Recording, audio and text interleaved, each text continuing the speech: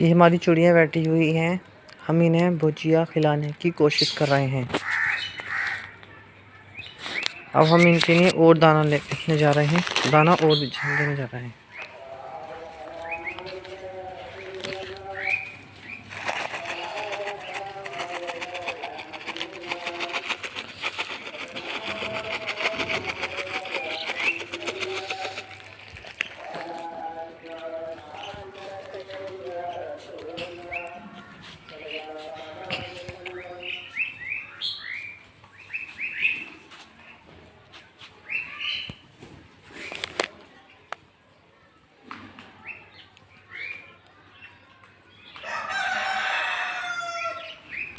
हमने इनके लिए और भुजिया डाली है। अब ये